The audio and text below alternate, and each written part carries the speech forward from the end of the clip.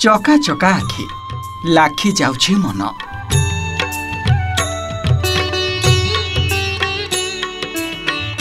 भाई भौणी सह बसी खिली खिली हसुची कलाजह्न। विश्व नियंता सबुठी विद्यमान। ये हेउछि पवित्र देवस्नान पूर्णिमा उपलक्षे इंग्लैंडर city of Bath Shri Jagannath मंदिरर दृश्य। सकाळु सकाळु मंदिर परिसर रे श्रद्धालुंक भिड़ जमिथिला। जय जगन्नाथ ध्वनि रे गुंजरित होइथिला परिवेश। मंदिर रे चतुर्धा विग्रह को आरती और पुष्पांजलि परे नुआ वस्त्र परिधान करथिले पूजक।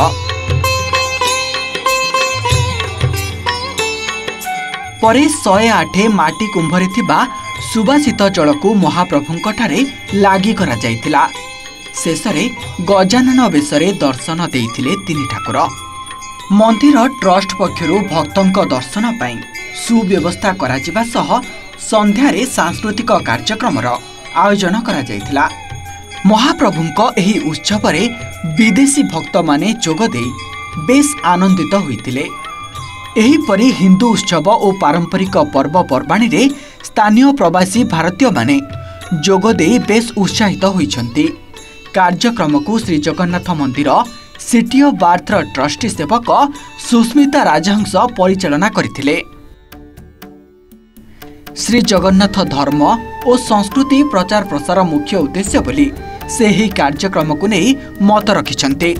आसंता पवित्र रथयात्रा दिन इंग्लैंड रे थिबा समस्त श्रद्धालु जगन्नाथ प्रेमी मानंको योगदान निमंते जगन्नाथ मंदिर पक्षरु निवेदन करिछन्ते।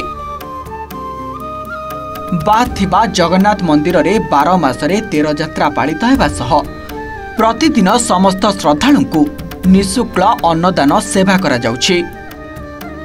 Bureau report OTV.